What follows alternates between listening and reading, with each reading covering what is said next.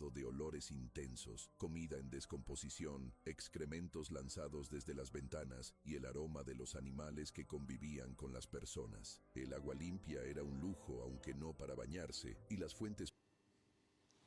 Pero vos credes que todo isto é certo? Habitualmente, cando falamos da Idade Media ou cando a xente imagina o período medieval, pois pensa na suciedade, nesas auga vai que tiraban polas fiestras os seus excrementos, pensa, por exemplo, por rúas cheas de ratas. Isto é moi habitual, que todo cheiraba, esas cidades, ademais, escuras, sucias. Pero todo isto realmente foi así? Realmente a Idade Media foi unha idade tan escura e tan cheirenta? Pois non, a Idade Media non é tan cheirenta e tan escura como nos fan crer.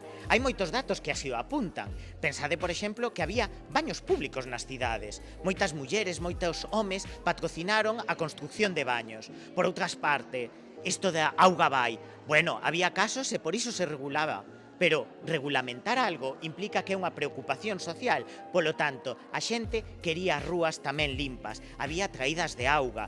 Había moitos indicios que nos falan da preocupación pola hixiene e os olores nas cidades medievais.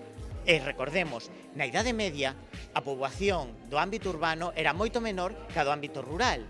E daquela convivíase cos animais, é certo, pero as concepcións dos olores, etc., eran moi distintas das nosas do xendía. Por outra parte, tamén o saneamento neses ámbitos era diferente. As casas tiñan moitas veces un único piso, polo tanto non había que lanzar absolutamente nada, e todo se aproveitaba. Hasta o estrume non resultaba tan molesto como nos pode parecer hoxendía. Polo tanto, temos que mirar a Idade Media desde outro punto de vista, desde outro punto olfativo, porque a Idade Media era outra realidade. E nas casas. Que pasaba nas casas? Nas casas medievais e tamén nos mosteiros había unha preocupación pola hixiene, pola seguridade e polos olores, por suposto que sí.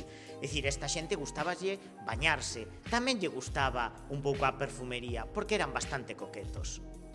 Por iso, é frecuente atopar nas fontes documentais referencias a frasquiños con perfumes, incluso hai mulleres nobres que teñen gatos algalia para aproveitarlo ao almizcle. Nas propias manifestacións da arte medieval temos referencias a esas canalizacións de auga, esa preocupación por traer auga limpa, fontes non contaminadas.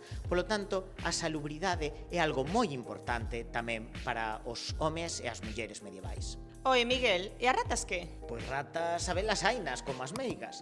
De todos modos, se queredes saber máis, por exemplo, sobre os olores na Idade Media, aquí teño unha pequena recomendación, porque hoxe por hoxe xa sabemos moito sobre os olores nunha Idade Media que, desde logo, non é tan cheirenta como vos pensades.